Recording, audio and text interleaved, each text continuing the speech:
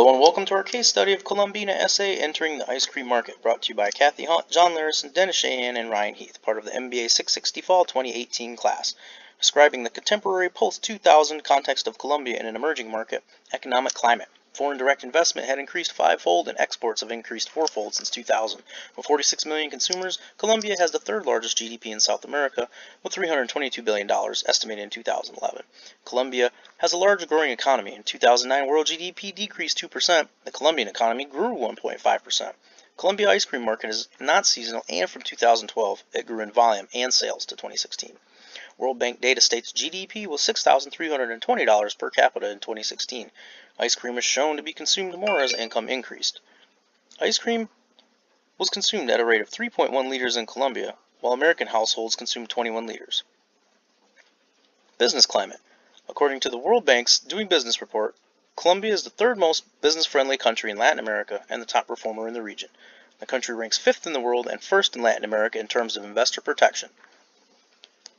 The President plans to make entrepreneurship the basis of Colombia's economic and social progress. In terms of policies, a program of economic reactivation will be launched, including a tax reform, lowering taxes for job creators and employment generators. The government will encourage the orange economy to promote artistic and cultural enterprises. Geopolitical. In 2011, the Inter-American Development Bank sponsored the first investment forum between Colombia and Brazil as a way to increase bilateral trade and investment. Colombia seeks to maintain positive relationships with its bordering nations, regardless of their political systems or beliefs.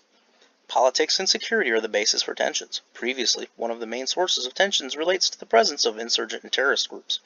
Plan Colombia represents collaboration between Congress and Colombia, in which the U.S. provided over $6 billion to help Colombia reach its objectives. Analyzing the ice cream market in Colombia and explaining its main dynamics from a marketing mix, the 4 Ps centered on the customer perspective. Price. There really isn't much room for flexibility with price in the Colombian market. The target group is low in income, and ice cream is a non-essential item. The Colombian consumer is quite price sensitive given the low income conditions of most of the population, and Colombia's ice cream consumer prices, as well as most of its customer profit margins, were similar to those of the market leader. Product. There are a variety of options. Most of the sales are from single wrapped items and SLSs. They also have large containers for scoop shops and liter and half-liter containers to be visible in supermarkets. With the movement towards a health-conscious Colombina also offers a low-calorie, healthier option. Promotion. Putting freezers and SLSs along with sales team members during the inventory allows for the brand to be visible. This also makes sure that competitors' products are not being put into those freezers. They also have larger freezers for scoop shops, but sometimes competitors are put into those freezers as space is an issue. Colombina did a good job of waiting to come out with their own brand name underneath the umbrella of Colombina to make sure not to ruin the reputation of a quality product that had already been created in other markets. Place. As of the article, SLS scoop shops and supermarkets were the 3 main sales places. They were looking to get into the emerging convenience store market as well.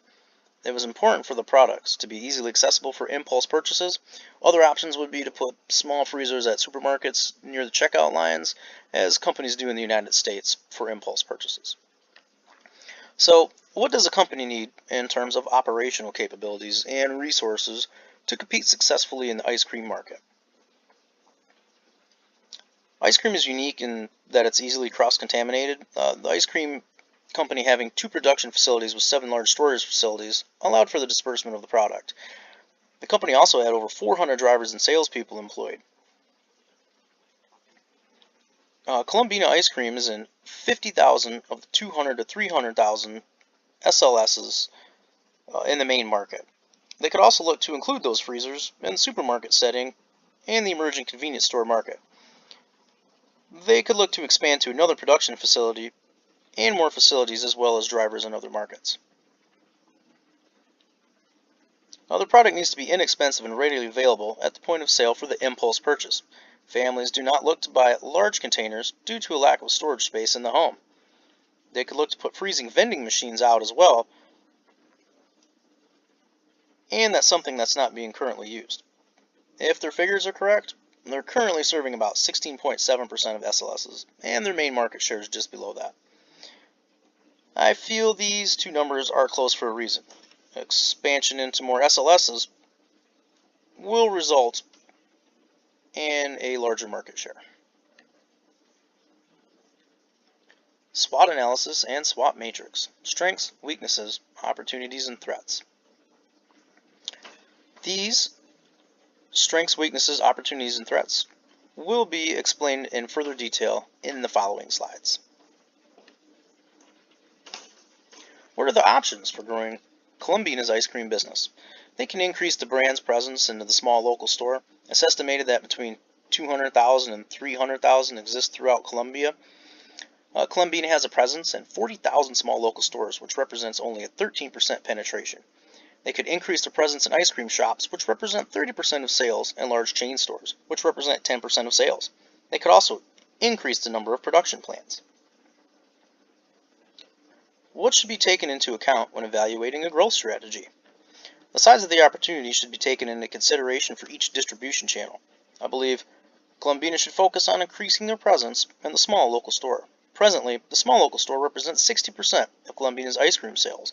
The citizens of Columbia seem to conduct a large majority of their shopping in small local stores.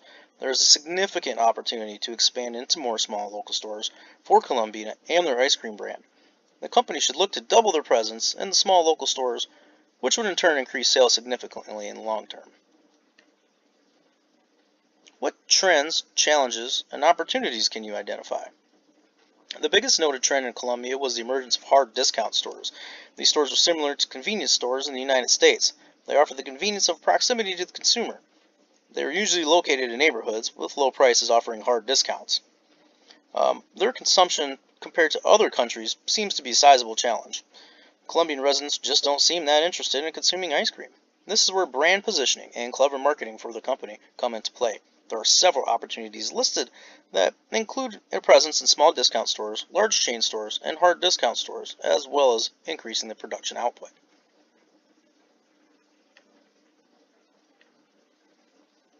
What weaknesses and threats may be limiting Columbina's success? A lack of advertising by Columbina due to the low sales volume.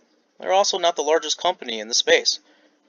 Companies such as Unilever and Haagen-Dazs also operate. Smaller distribution capabilities compared to its larger competitors. Columbina's poverty level of its major citizens is a major factor. Citizens will not buy ice cream when they are struggling to afford essential products for daily life like food. Most citizens can only afford a small refrigerator, which doesn't leave much room for ice cream. And this concludes our presentation. Thank you for watching and listening to our case study of Columbina SA entering the ice cream market.